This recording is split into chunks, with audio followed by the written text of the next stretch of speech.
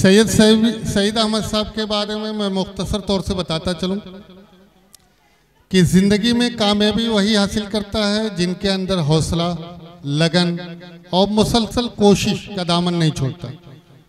मुझे तो नहीं पता चला, पिछले 2 दिन पहले आप के एक प्रोग्राम में शिरकत का मौका मिला तो ताज्जुब ये हुआ कि आज के ज़माने में लोग रिस्क लेना नहीं चाहते और आपने सरकारी नौकरी छोड़ करके, जो कि गारंटी नहीं होती कि हम कामयाब होंगे कि नहीं, मगर उन्होंने अज़्म किया, इरादा किया और आज अल्हम्दुलिल्लाह आप देख रहे होंगे कि गांव-गांव, नगर-नगर, करिया-करिया वो घूमते हुए हैं। और पिछले 2019 में इस स्कूल पे, इसी जगह पे आप वैसे बहुत सारे लोग उनको सुन चुके हैं। जब ये इमारत ज़ेरे तामीर थी उस वक्त, अभी तो कंप्लीट नहीं है। बहरहाल आइए हम अपने इन मेहमानों का, पुणे से आने वाले मेहमानों खुशूसी को खुश आमदीद कहते हैं, जो हमें कामयाबी को राज़ों से रोशनास कराते हैं। बहुत सारी ज़िंदगी, बहुत सारे लोगों की ज़िंदगी सिर्फ सर की सईद साहब की स्पीच से बदल गई। बहुत सारे जो जहन खुलते नहीं वो खुल गए, बहुत सारे कड़ियाँ जो इंसान की जुड़ती नहीं वो जुड़ गई। आप एक मुमताज़ मोटिवेशनल स्पीकर और तरबियतकार हैं जो पूरे मुल्क हिंदुस्तान के मुख्तलिफ तालीमी इदारों और मुख्तलिफ सेमिनार में शिरकत करके तलबा, असातिज़ा और सबसे ज़्यादा पेरेंट्स को कामयाबी खुद एतमादी अदा करते हैं। इनकी गुफ्तगू सिर्फ अल्फाज का मजमुआ ही नहीं बल्कि अमली ज़िंदगी में कामयाबी के उसूलों का नक्शा पेश करती है। लिहाजा मैं बसद एहतराम दरख्वास्त करता हूँ कि आप माइक पर तशरीफ़ लाएं और अपनी गुफ्तगू से सामने मौजूद सामीन को महसूस करें। द्यारे इश्क में अपना मुकाम पैदा कर, द्यारे इश्क में अपना मुकाम पैदा कर, नए ज़माना, नए सुबह शाम पैदा कर। मेरा तरीक़ अमीरी नहीं फ़कीरी है, मेरा तरीक़ अमीरी नहीं फ़कीरी है। खुद ही ना बेच, गरीबी में नाम पैदा कर। माइक पे जनाब सईद अहमद साहब। जोरदार क्लैपिंग होनी चाहिए, ये एक मेहमान की इज्जत अफजाई का नहीं है वो।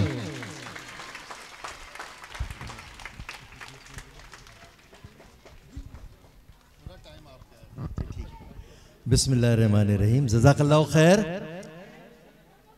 सारी तारीफ़ें उस अल्लाह के लिए जो रोज़ जज़ा का मालिक है। हम उसी की इबादत करते हैं और उसी से मदद चाहते हैं। उस रब्बुल आलमीन की हम्दो सना के बाद ये जहद मुसलसिल के 10 बरस इस सालाना जलसे में मैं दिल की अमीर गहराइयों से तमाम टीम को, मैनेजर साहब, उनके तमाम रुफ़क़ाए कार और वो सारे मुखलिस हजरात जो इस मिशन में उनके साथ रहे और ये तालीमी पौधा एक बरगद के पेड़ की तरह अपने मंजिल की तरफ रमादमा है, बढ़ रहा है ऊंचाई की तरफ। मैं यहाँ जो वालिदैन आए हैं, जो स्टूडेंट्स हैं, उनके साथ अपने कुछ ख्यालात उनसे रूबरू होकर कहना चाहूँगा। मैं तालीम और तरबियत, मैं असल में एक ट्रेनर के तौर पे काम करता हूँ। ट्रेनर कहिए या काउंसलर कहिए। कुरान कहता है कि जिंदगी खेल और तमाशा है। तो यहाँ हम जितने लोग हैं एक खेल खेलने के लिए अल्लाह ने भेजा है। तमाशे में दुनिया तमाशा है तो हमें अपना उसमें किरदार क्या होगा ये हमको फैसला ले लेना है। और जिनके हिस्से में ये शऊर आता है कौन सा खेल खेलें। एक्चुअली करियर को लेकर आज हर पेरेंट्स परेशान है। करियर होता क्या है, मकाम बनाने का मतलब क्या है, रुझान को समझते हुए अपने करियर को चूज करना। शख्सियत तभी बनती है, शख्सियत सिर्फ तालीम से नहीं बनती बल्कि तरबियत से बनती है। और ये इस तरह के प्रोग्राम्स बच्चों ने जो परफॉर्म किया है, परफॉर्म करना, जिनकी तरबियत होती है वही परफॉर्म कर पाते हैं।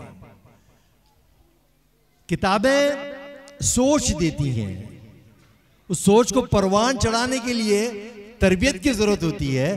तो जिंदगी खेल और तमाशा है, तो कुरान कहता है खुद को खुद ही संवारना है, उस खेल के लिए, उस तमाशे के लिए, अपने आप को निखारने के लिए, अपना मकाम पैदा करने के लिए। और हर खिलाड़ी को स्टार कौन बनाता है? पहला टप्पा मां और बाप, ये बहुत अहम रोल अदा करते हैं। वहां से देखिए अल्लाह ताला ने अंबिया कराम को भेजा और आखिरी नबी हजरत मोहम्मद सल्लल्लाहु अलैहि वसल्लम को भेजा, इक़रा पढ़ो। लेकिन उनको यहाँ भेजने से पहले जितने भी अंबिया कराम थे, पैगंबर थे, अल्लाह ने उनकी खुसूसी तरबियत की। तरबियत के बाद इल्म का हिस्सा आता है। अगर आप अपने बच्चों को तरबियत नहीं देंगे तो वो इल्म के लिए वो मकाम पैदा नहीं कर सकते। तो पहला पड़ाव, सबसे बड़ा रोल आपकी तरबियत का। और जब वो तरबियत वाली बात, यहां एक तरबियत वाला बच्चा स्कूल में दाखिल होता है, उसकी हैसियत मट्टी के गोले की तरह होती है। एक मट्टी का गोला अगर वो जरखीज है, तरबियत याफ्ता है, उसमें खाद और जरूरी अशिया मिलाई गई हैं जो जरखीज मिट्टी के लिए जरूरी होती है, और वो मट्टी का गोला जब असतिज़ाए कराम के हाथ में पहुंचता है, वहां से उसकी शख्सियत उभरने लगती है। इल्म के दाने उसमें बोए जाएंगे और वो परवान चढ़ेगा। हमारी दोनों की जिम्मेदारी है कि उसको जिंदगी में बेहतरीन खिलाड़ी बनाएं, स्टार बनाएं। और असतिज़ाए कराम तो बिहाइंड द कर्टन होते हैं, वही उसको संवारते हैं, निखारते हैं। यहां से सफर शुरू होता है। जिंदगी खेल है, तो रुझान को समझने का नाम पर्सनालिटी का डेवलपमेंट होता है। हम सक्सेस बाहर तलाश करते हैं, सक्सेस हर फर्द के अंदर होता है। और ये दोनों चीजें, तरबियत और तालीम जब मिलती हैं तो वो खुद अपने आप को संवारने के काबिल हो जाता है और आगे बढ़ने के लिए काबिल हो जाता है। तो तमाशा मतलब किरदार, शख्सियत साजी, और यहां से उसकी शख्सियत उभरने लगती है, बनने लगती है। तो इसमें यहां चूंकि वालिदैन आए हैं, और मैं ये भी जानना चाहूंगा जोड़ी के साथ कौन आए हैं? वालिद और वालदा, जरा हाथ ऊपर उठाएं। दोनों भी आए हैं, एक आए हैं, और दो तीन, माशाल्लाह, चार, सिर्फ चार। कोई बात नहीं, इन चारों लोगों के लिए जोरदार क्लैपिंग कीजिए सर, जोरदार क्लैपिंग कीजिए। क्योंकि हमारे पेरेंट्स को पता ही नहीं है पेरेंटिंग क्या होती है। मौजरत के साथ इस पे काम ही नहीं हुआ है। हमने पालने को पेरेंटिंग समझा, बच्चों की ख्वाहिशात को पूरा करने को, जिम्मेदारी को पेरेंटिंग समझा। ये काम है तो होता ही है, पालना पेरेंटिंग नहीं है। हमसे अच्छा तो जानवर पालता है। मौजरत के साथ इंसानी बच्चे को कुर्बत की जरूरत है, और वो कुर्बत 0 एज से चाहिए। 0 एज, जब बच्चा आंख खुलता है, वहां से माँ की कुर्बत, बाप की कुर्बत, रिश्तेदारों की कुर्बत, वहां से बच्चा सीखता है। बच्चा किताबों से बाद में सीखता है, पहले तो माहौल से सीखता है, एनवायरनमेंट से सीखता है, एटमॉस्फेयर से सीखता है। तो एक बात याद रखिए, जो सीखता कहां से है, वो हमसे सीखता है। झूठ बोलना भी हमसे सीखता है, झगड़ना भी हमसे सीखता है, डिप्रेशन हमारी तरफ से मिलता है, गुस्सा हमारी तरफ से मिलता है, गालियां पड़ोसियों से सीखता है, कुछ माँ बाप भी गालियां सिखा देते हैं। ये सारी इंसान की फितरत है सीखने की। हवा से खमसा के जरिए सीखता है, सुनता है, देखता है, सूंघता है, चखता है। अगर ये 5 हवा से खमसा में उसको इन्वायरमेंट से पाकीज़गी मिलती है तो उसका दिल भी पाकीज़ा होता है, दिमाग भी पाकीज़ा होता है, रूह भी पाकीज़ा बन जाती है। तो वहीं से शुरुआत होती है। असल जरूरत यही है। अब जो माएँ आई हैं, ये अब्बू को उनके जरूर बताएं कि हमारा दोनों का रोल होना चाहिए उसके शख्सियत साजी में, उसको परवान चढ़ाने में। वो मट्टी का गोला जरखीज तभी होगा जब घर में कशीदगी न होगी, झगड़े नहीं होंगे, पॉजिटिव चीजें रहेंगी, मनफी बातें नहीं होंगी, रिश्तेदारों की बुराई नहीं होगी। ये सीखते रहता है। और याद रखिए, मैं हिंट देता हूं कि किसी रिश्तेदार के पास आपका आना जाना है और वहां के बच्चे भी आपको बहुत चाहते हैं, अचानक एक तब्दीली आ गई। आप जिस रिश्तेदार के पास जाते थे तो उनके बच्चे लपक कर आपको मिलते थे, अब वो बच्चे आपसे कतरा रहे हैं, फर्जी सलाम कर रहे हैं, मुस्कुराहट दी और कुछ चेंजेस आ गए। ये बदलाव ऐसे ही नहीं होता। ये इंडिकेशन होता है कि आपके गैर हाजिरी में उसके माँ बाप हमारी बुराई कर रहे हैं, हमारी शख्सियत ताराज हो जाती है। ये सिग्नल्स हैं।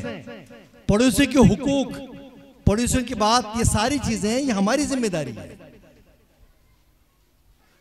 पेरेंटिंग ये 24 आवर्स का काम है साहब, 24 घंटे वाला काम है। और माँ और बाप का तो मकसद वही होता है ना, ये आंखों की ठंडक कैसे बने। डिग्रियों से आंखों की ठंडक नहीं आएगी, तरबियत से आएगी। मुझे कह लेने दीजिए, मैं पूरा अल्हम्दुलिल्लाह मुल्क की सतह पर घूमते रहता हूं, मैं पर्सनल काउंसलिंग भी करता हूं। जिन घरों में अक्सरियत, जहां तरबियत का फुकदान है, तालीम हाईली क्वालिफाइड बच्चे हैं, लेकिन वो अपने माँ बाप की इज्जत नहीं करते।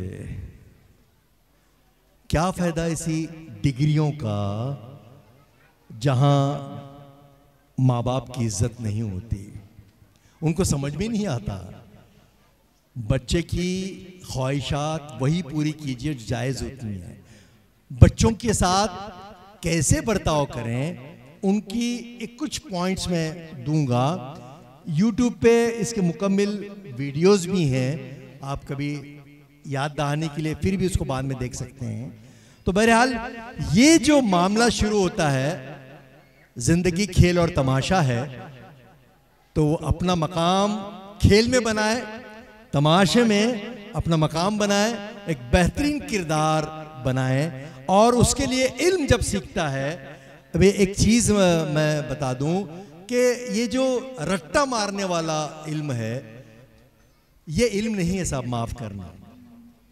इल्म वो जो संवारे, निखारे, खुद एतमादी पैदा करे, समझ में आए। तो लेकिन हमको सिलेबस के हिसाब से ही चलना है। लेकिन इल्म को आप परसेंटेज में ना जोड़ें प्लीज। फीसद के नाम इल्म नहीं है। मैं पूरा इंडिया घूमता हूं, करियर के नाम पर हमने पेड़ भरने को इल्म समझा, सवारने को इल्म नहीं समझा। इल्म वो जो आपको सिखाए, जिंदगी जीने का तरीका सिखाए। इल्म वो जो बोलना सिखाए। इल्म का इतना ही मतलब होता है सही लिखने, सही पढ़ने आना। अब रही बात फीसद की, तो अपने बच्चों की कमजोरियों को ताकत कैसे बनाएं, ये पेरेंट्स बहुत बड़ा रोल अदा कर सकते हैं। आपका स्कूल के साथ एक कनेक्शन होना बहुत जरूरी है। आपका स्कूल के साथ एक दोस्ताना बर्ताव होना बहुत जरूरी है। मैंने अक्सर देखा है कि ऐसे भी माँ बाप हैं जिनके बच्चे जिस स्कूल में पढ़ते हैं, उनका उस स्कूल से रहम दिलाना राब्ता नहीं होता। वो मैनेजमेंट की बुराई करते घूमते हैं या टीचर की बुराई करते हैं या स्कूल को कमतर जानते हैं। प्लीज प्लीज, आपका बच्चा जिस स्कूल में पढ़ता है उस स्कूल की इज्जत करना पहला हमारा काम है। अगर आप ऐसा नहीं करते, इख्तिलाफ अपनी जगह पे, मैं ये नहीं कहता कि गलतियां नहीं होती और जो काम करता है उसी से गलतियां होती हैं, लेकिन इसका हल अपने बच्चे के सामने स्कूल के बारे में बैड रिमार्क्स, टीचर के बारे में बैड रिमार्क्स, बेजारगी बिल्कुल भी ना करें। ये तरबियत का हिस्सा है। आपको प्रॉब्लम है, आप पर्सनली मिलिए, इशू पे बात कीजिए, आपको हक है, लेकिन बच्चों को इसका भनक नहीं होना चाहिए कि हम कमतर समझते हैं आपके टीचर को, आपके स्कूल को। अगर उससे आप नहीं निकलते, अल्लाह के वास्ते उस स्कूल से अपने बच्चों को निकाल दीजिए। कुछ भी फायदा नहीं होगा ऐसे तालीम का। उस्ताद की इज्जत लाजिम है। सिर्फ वही एक शख्स तालीम याफ्ता बन सकता है जिसने ये सीखा है कि सीखना कैसे और बदलना कैसे है। वो इल्म जो अपने आप में बदलाव नहीं लाता, तब्दीली नहीं लाता, वो रटा हुआ इल्म है। अब यहां से देखिए, उस्ताद का एहतराम बहुत लाजिम है। मशहूर फातह आजम सिकंदर आजम ने अपने उस्ताद अरिस्टोटल की तारीफ में कहा कि सिकंदर आजम ने अपने उस्ताद के ताजीम में वो कहता है, अरस्तु जिंदा रहेगा, मतलब अरस्तु उसके उस्ताद हैं, टीचर हैं, अरस्तु जिंदा रहेगा तो हजारों सिकंदर तैयार हो जाएंगे, मगर हजारों सिकंदर मिलकर भी एक अरस्तु को जन्म नहीं दे सकते। टीचर का कितना बड़ा मकाम है। तो ये टीचर तो जहनों में जिंदा रहता है। आज मैं जो आपके सामने बोलने के लायक बन गया, मैं अपने क्लास का सबसे नॉर्मल डरपोक बच्चा जो खड़े रहने में बात करने मुझे नहीं आती थी, टीचर की बदौलत आज मैं इस काबिल हो गया कि मैं आपसे बात कर रहा हूं। तो एक बैलेंस होना चाहिए दोनों में भी। और याद रखिए, वो आगे कहता है, मेरा बाप वो बुजुर्ग है। पेरेंट्स की अपनी अहमियत है। सिकंदर आजम अपने बाप के बारे में कहता है, मेरा बाप वो बुजुर्ग है जो मुझे आसमान से जमीन पर लाया, मगर मेरा उस्ताद वो अजीम बुजुर्ग है जो मुझे जमीन से आसमान पर ले जाएगा।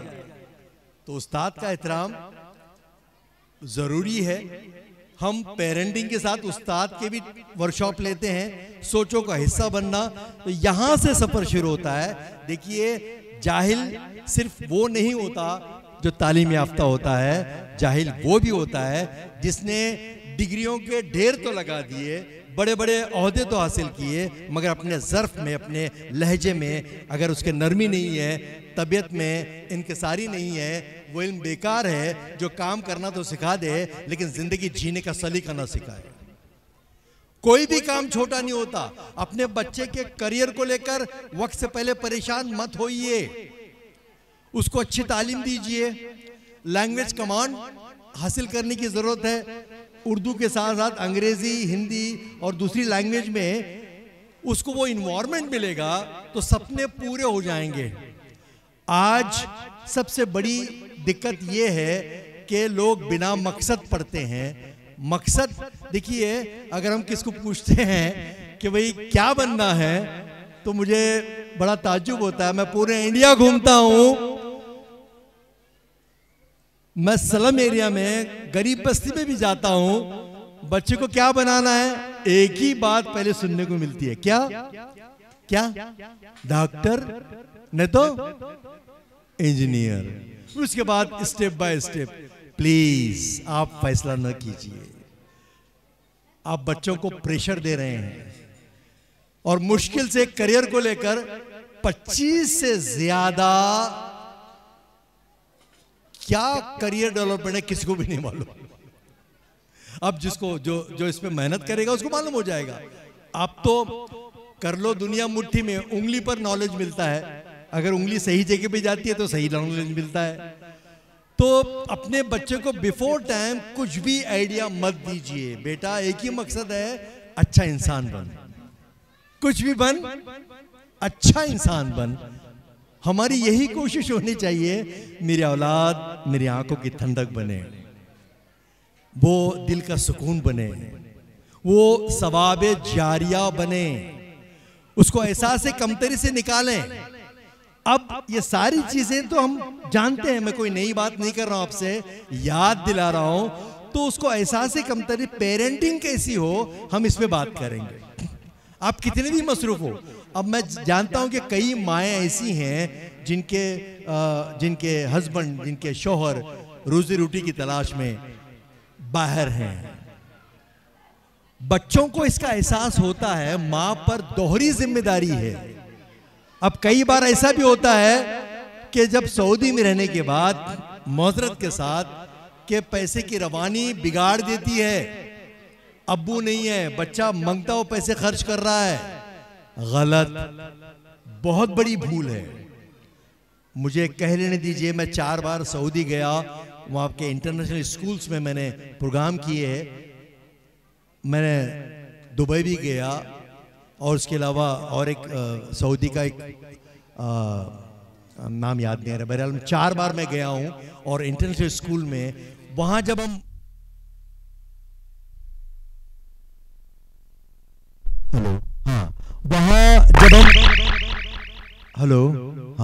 वहाँ जब हम पेरेंट्स से मिलते हैं, काउंसलिंग होती है, कई पेरेंट्स अपने आप को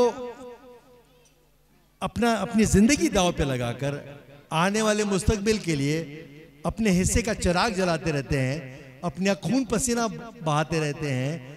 लेकिन हैरत की बात ये होती है कि कई पेरेंट्स को वो बॉन्डिंग, वो रिलेशनशिप नहीं मिलता। उनकी हैसियत उनके खानदान में, सब पास ऐसा नहीं होता, लेकिन मैंने ऐसे केसेस देखे हैं, वो अपने खानदान के लिए उनकी हैसियत एटीएम कार्ड से बढ़कर होती नहीं है। प्लीज उनकी मेहनत को दोबारा करने के लिए वो सारी जिम्मेदारी उस माँ पे आती है। माँ बहुत बहादुर होती है। तो जिन घरों में पैसों की रेलपेल होती है, वह फजूल खर्ची, बच्चे की हर डिमांड पूरी करना जरूरी नहीं है। वो 10 डिमांड करता है तो आदत डालिए 2 या 3 डिमांड जो जरूरी हैं। तो ये बहुत जरूरी है। ये आप समझते हैं इन चीजों को, लेकिन बहुत सारी बर्बादी यहां से भी आती है। तो बच्चे जो सीखते हैं, जैसे मैं बता रहा था, 0 एज से सीखता है बच्चा। तो घर में पॉजिटिव इन्वायरमेंट रखिए, सबसे अहम बात स्कूल से कनेक्शन रखिए। और हमारे पास सबसे बड़ा एक अलमिया है कि खाने पीने में हमारे पास बड़े बजट होते हैं, अखराजात में बड़े बजट होते हैं, लेकिन तालीम के लिए कोई बजट मुख्तस नहीं करते। हम सदका जान का देते हैं, जिंदगी का देते हैं, बच्चों का देते हैं। आज के बाद एक डब्बा घर में ऐसा जरूर बनाएं, तालीम पर सदका दीजिए, ताकि जिंदगी रोशन हो जाए, ताकि उसकी जहालत दूर हो जाए। ये तालीम उसकी रोशनी में, उसकी जिंदगी में रोशनी लाए। 2 रुपया 3 रुपया एक डब्बा डालिए और वो बजट आएगा उसके एजुकेशन के लिए। अब आपको क्या करना है, वो खर्च कहाँ करना है। स्कूल जब डिमांड करती है, बिला शक व शुबा उनकी हम ताकत बन सकते हैं। ये बिल्डिंग कब बनेगी, जब पेरेंट्स का साथ मिलेगा। पेरेंट्स इसका हिस्सा है, क्लाइंट है। तालीम अच्छी होगी, इमारत अच्छी होगी तो, और स्टाफ अच्छा होगा, जब फीस अच्छी होगी तो। ये जरूरी नहीं, लेकिन जितनी मुमकिन है उतना तो दें। मैं इनकी अज़्म को दाद देता हूं। ये जो ग्रुप है, मैं आज से वाकिफ नहीं हूं, ये एक सोच और फिक्र के साथ इस मिशन में निकले हैं। और एक बात याद रखिए, सब नाटक करने को आता है, पैसों का नाटक करने को नहीं आता। ये जरूरियात जिंदगी है, तो इसका भी ख्याल रखें कि हम अपनी ताकत से जितनी हस्बे से हैसियत है। अब ऐसे कई अदारे हैं जहां मुस्तहिक होता है, उसको खुद ब खुद सहूलतें मिलती हैं, लेकिन जो साहब हैसियत है उनका काम है कि बेसिक चीजें पूरे करें। आपका बच्चा केजी से लेकर या अब तो कॉलेज भी खुल रहा है, आपका बच्चा जब आप उसको तैयार करते हैं, बच्चे की सोच का हिस्सा कैसे बने, उसको रोजाना दूल्हा बनाकर भेजिए, खाना खिलाकर भेजिए, सॉक्स 2 चाहिए, शूज क्लीन चाहिए। जिन बच्चों को आप दूल्हा बनाने का मतलब तैयारी करना, वक्त देना, खूबसूरत बच्चा बना के भेजिए, क्योंकि यूनेस्को एक बहुत बड़ी वर्ल्ड फेमस एक चिल्ड्रन पे काम करने वाली ऑर्गेनाइजेशन है, एनजीओ है। उन्होंने एक फिल्म बनाई थी। वो फिल्म में क्या था? फिल्म में ये था कि एक बच्चे को बहुत ही खूबसूरत ड्रेस पहनाकर, साफ सुथरा मेकअप वेकअप करके, जो एज पर रिक्वायरमेंट है, साफ सुथरे बच्चे को एक चौराहे पर खड़ा कर दिया और कैमरे छुपे हुए थे शूट करने के लिए। अगर मौका मिलता तो, वो अभी सिचुएशन नहीं है वो वीडियो बताने की, तो उन्होंने चौराहे पे खड़ा कर दिया और कैमरे छुपा दिए। वो खूबसूरत बच्चा जिसके कपड़े साफ सुथरे हैं वो खड़ा हुआ है और हर जाने वाला आने वाला उसकी नोटिस ले रहा है। क्यों ठहरे बेटा तुम यहाँ, क्या बात है, पेरेंट्स आने वाले हैं क्या, हम फोन करें क्या? हर कोई इसको पूछ रहा है। और उसके बाद उसी बच्चे को उसी स्पॉट पर गंदे कपड़े पहनाए गए, बाल बिखरे हुए, कोई सिस्टमेटिक सलीके का लिबास नहीं है। उसी स्पॉट पे वो बच्ची आकर खड़ी रही, कोई भी पूछने को तैयार नहीं है, कोई उसके पास ठहरने को तैयार नहीं है। वही बच्चे को साफ सुथरा ड्रेस पहनकर होटल में भेजा गया। एक बड़ा रेस्टोरेंट था, हर कोई उसको ऑफर कर रहा था, मिठाई देने के लिए तैयार था, और वही बच्ची उसी सिचुएशन में जाती है तो लोग समझते हैं गंदा बच्चा आ गया। तो बहरहाल ये बातें अपने रिश्तों को मजबूत कीजिए। सबसे बच्चों की तरबियत का मतलब क्या कि बच्चों के साथ वक्त देना, उनके साथ वक्त बिताना, और जिन बच्चों को पेरेंटिंग अच्छी मिलती है, याद रखिए वो बच्चे में एहसास कमतरी कम होती है, नहीं के बराबर खत्म होती है। अपना साथ दीजिए। और जिन बच्चों को पेरेंटिंग अच्छी मिलती है, माँ बाप का साथ मिलता है, वो बच्चे, सर्वे हुआ है, मोबाइल के एडिक्ट नहीं होते हैं। घर में बच्चा, जब बच्चे को बिजी रखिए, आप बिजी रखेंगे, इससे बचना तो मुमकिन नहीं है, लेकिन इसके लिए वक्त दीजिए। आप इतने घंटे तक, आधे घंटे तक, 20 मिनट तक वो क्या देखना है आप खुद बोलिए, चलो मोबाइल देखने का वक्त हो गया। लेकिन जिन बच्चों को पेरेंटिंग नहीं मिलती, वो एक नशा है, ये एक तूफान है, ये जहन को बंजर बनाने के लिए काफी है, गुमराह करने के लिए काफी है। तो प्लीज अपने बच्चे को, बड़ों बच्चों को अकेले में मोबाइल देखना मना कीजिए। मोबाइल आपके सामने देखें, ये जरूरी है। खौफ खुदा याद दिलाइए। आप देखते हैं ये तरबियत में आता है। तो ये अगर आप बच्चों की इस अंदाज में पेरेंटिंग करते हैं तो यकीन जानिए वो दिन दूर नहीं जब बहुत सारी चीजें हमारे लिए बहुत फायदेमंद होगी। तो यहां जैसा मैंने मिसाल दी थी, मट्टी का गोला, बच्चा, हर बच्चा, हम मिट्टी गारे के बने हुए हैं, मट्टी का गोला जरखीज होगा तो बीज परवान चढ़ेंगे। तो वो मट्टी के गोला एक ज्योग्राफिकल टर्मिनोलॉजी है, जिस इलाके में जमीन, एक ऐसा जमीन का खित्ता है जिसके अतराफ से 3 नदियां बहती हो, 3 नदियां बहती हो, इस तरह से उधर से, और एक तरफ पहाड़ हो, या 3 नदियां किसी तरह से बहती हो, स्पिरिचुअल डेल्टा कहते हैं उसको। तो ऐसी जमीन बहुत जरखीज होती है, उपजाऊ होती है, वहां जो भी फसल बोएंगे वो फसल अच्छी उगती है। तो हम भी मट्टी गारे के बने हैं साहब। इस मट्टी में, मट्टी गारे को जरखीज बनाने के लिए पेरेंटिंग, इन्वायरमेंट सबसे बड़ा रोल अदा करता है। मतलब वो 3 नदियां कौन सी हो सकती हैं? नंबर 1 रिश्तेदारी, आपसी ताल्लुकात और हम आहंगी, रैपो, रिलेशनशिप एंड बॉन्डिंग ताल्लुकात। इसी में आया हुकूकुल इबाद, एटीट्यूड, बिहेवियर, बर्ताव, ये अगर जरखेज नदियां बच्चे को सुनाना कम, सुनना ज्यादा, उसकी सोच का हिस्सा बनने के लिए अब ये किस तरह से ट्रेनिंग दे? बहुत मुख्तसर, क्योंकि मुझे जाना भी है, तो मैं ये अगर ना बोलूं तो बात अधूरी रह जाएगी। तो आप करें क्या? मैंने मसाइल रखे आपके सामने, करना क्या है आपको? पेरेंटिंग होती कैसा है? बच्चों पे निगाह रखना। जितनी सख्तियां आप लड़कियों पे करती हैं, उतनी ही पाबंदियां, उतनी ही सख्तियां आज के बाद लड़कों पे भी होना चाहिए। बहुत खराब सिचुएशन आ रही है। लड़कियों के लिए हम सोच रहे हैं, लेकिन लड़कों के लिए उतनी ही सख्तियां चाहिए। वो देर से आता है तो उसको जवाबदेह होना चाहिए। ये बहुत जरूरी है, वरना लड़कियां खूब पढ़ेगी और खुद उनका माइंड हमारी कम्युनिटी से हट जाएगा, क्योंकि हमारी कम्युनिटी में वो लेवल का अभी प्रोडक्शन भी तो चाहिए। जोड़ा कैसे मिलेगा? वो एमएससी और पीएचडी वाली डिग्री तो अपनी डिग्री वाले को ढूंढेगी ना, उसके साथ तो जुल्म हो जाएगा।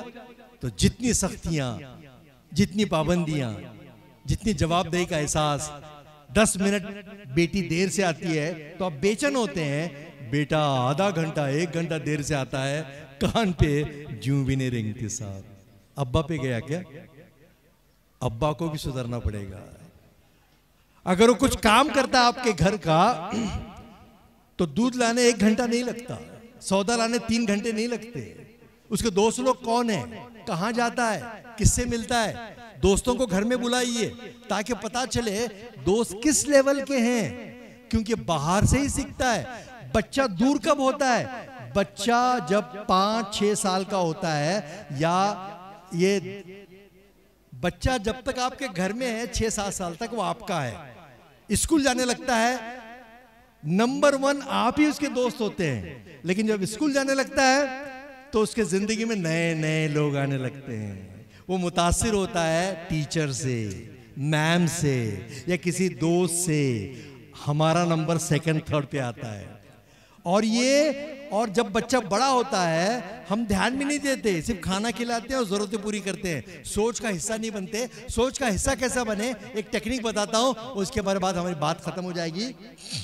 होता क्या है, ये उसकी सोच का हिस्सा बनना बहुत जरूरी है, हम वो नहीं कर पाते।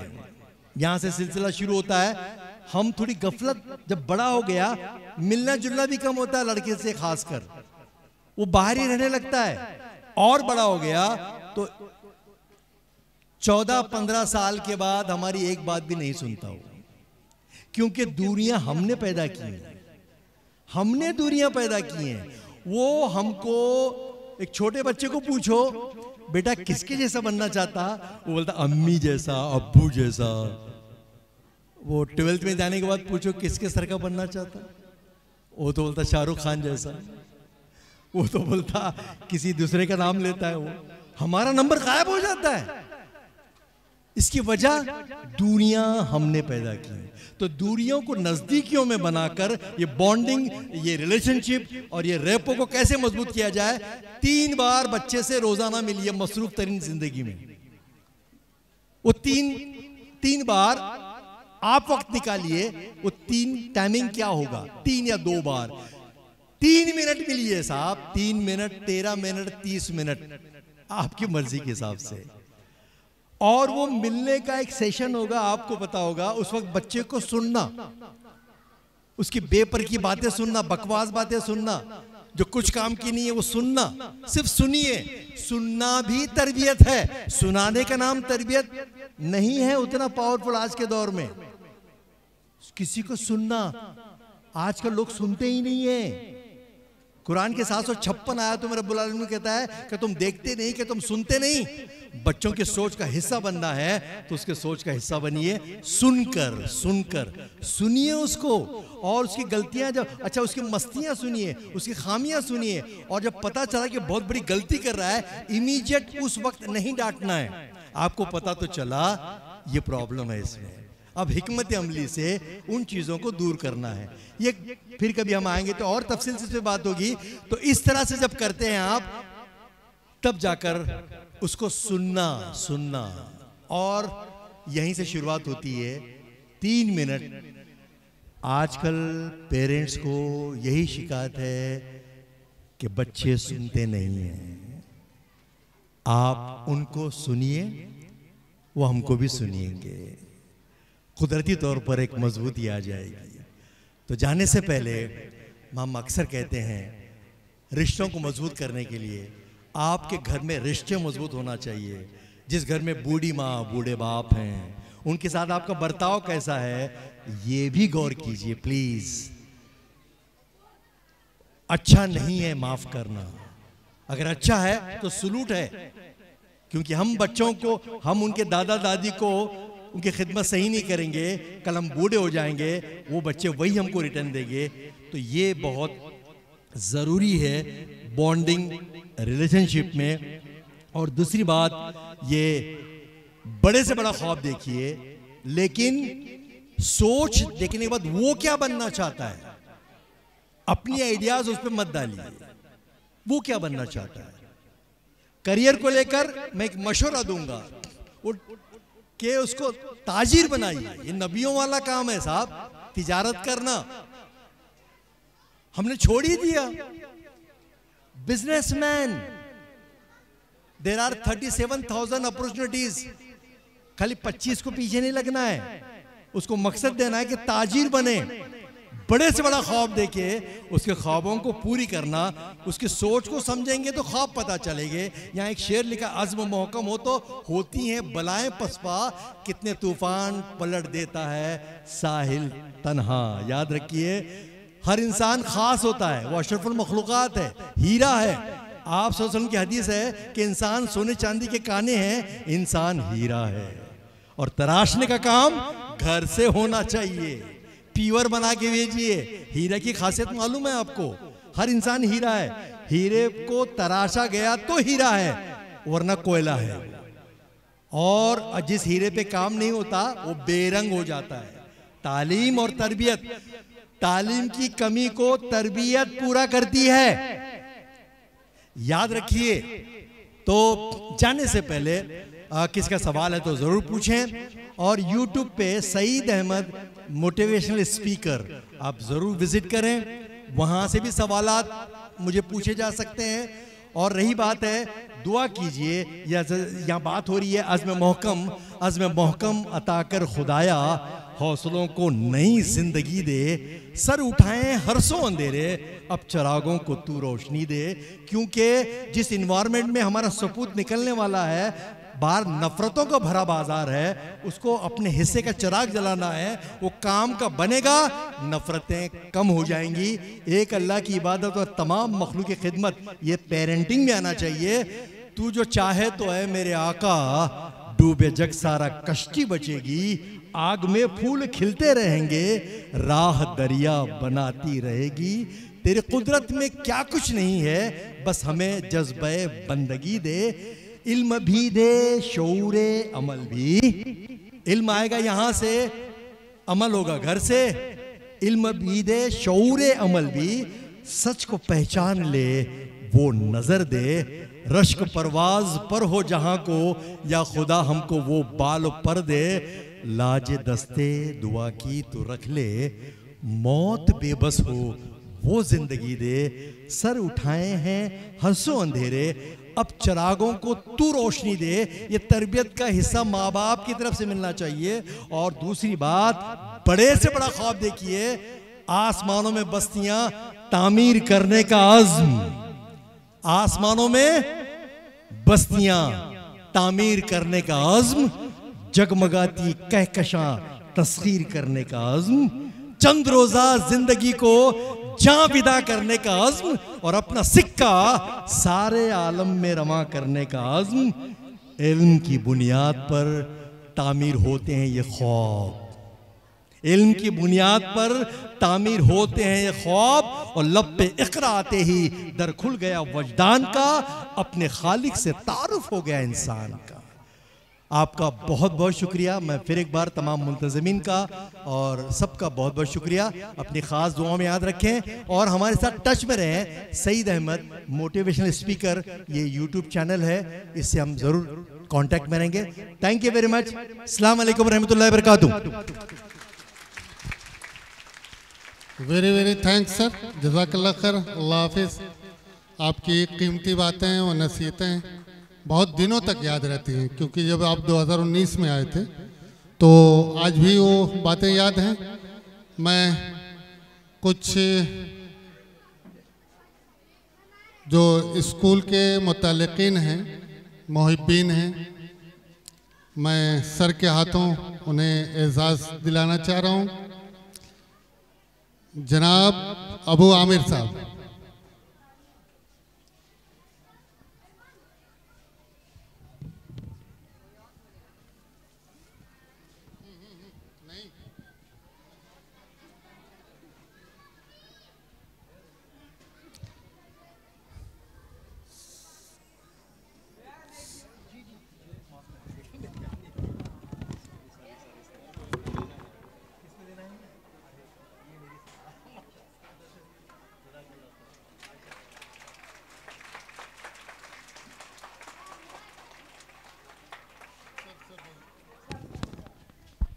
जनाब अब्दुल्ला साहब,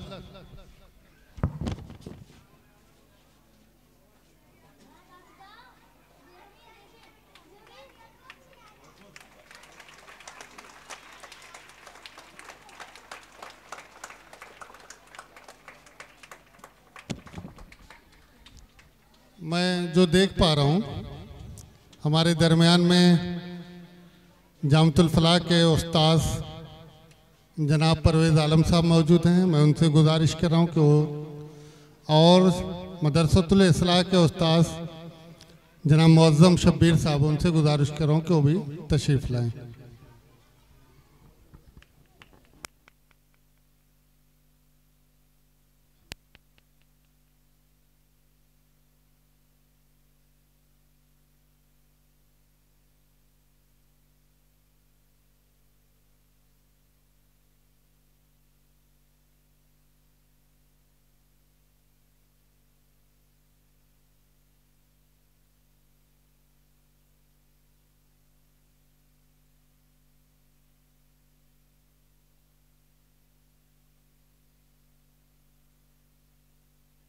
बस 2 मिनट का वक्त और, चूंकि सर जाने वाले हैं, तो जो हमारे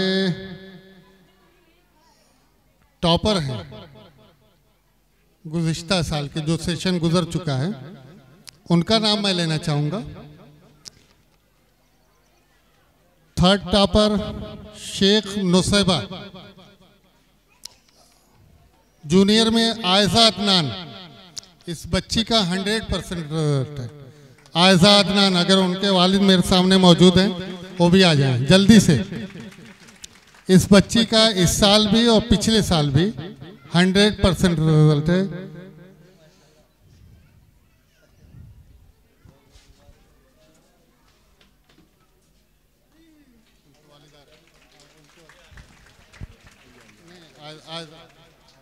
आप थोड़ा सुनो, वालिदैन है।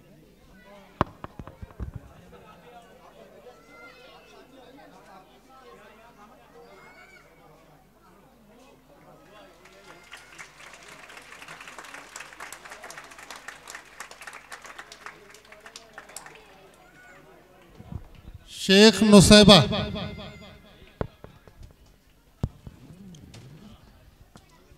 ये थर्ड टॉपर हैं, सीनियर में थर्ड टॉपर।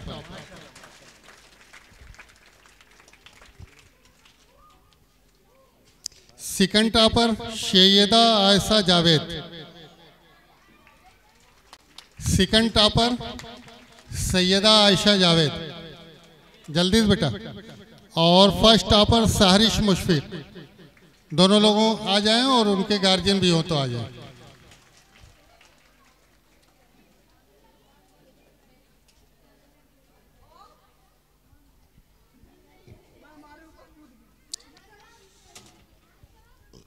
अरे माशाल्लाह, आओ बेटा, ये हाँ, ये होना चाहिए।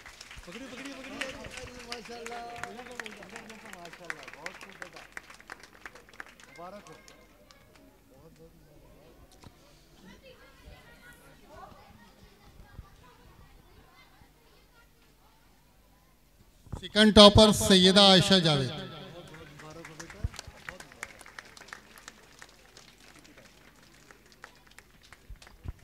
एक प्राइज और है जो यहाँ के स्टूडेंट हैं, उनसे मैं चाहूंगा कि वो गेस करें। स्टूडेंट ऑफ द ईयर किसको दिया जाए? Student of the year. Student जल्दी से गेस करें, जल्दी से, जल्दी से। Student of the year.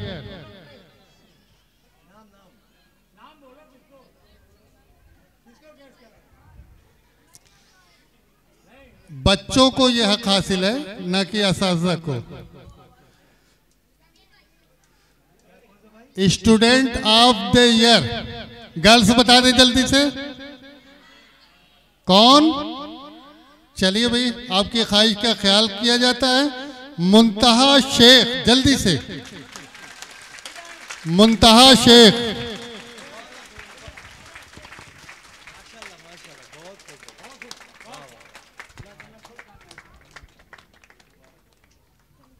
अभी आप लोग बैठे रहे, सर को चूंकि जाना था, तो ये जो अहम तकरीब थी उसको अदा कर दी गई है। अभी प्रोग्राम भी बचा है और बहुत सारे बच्चों की ट्रॉफियां भी हैं।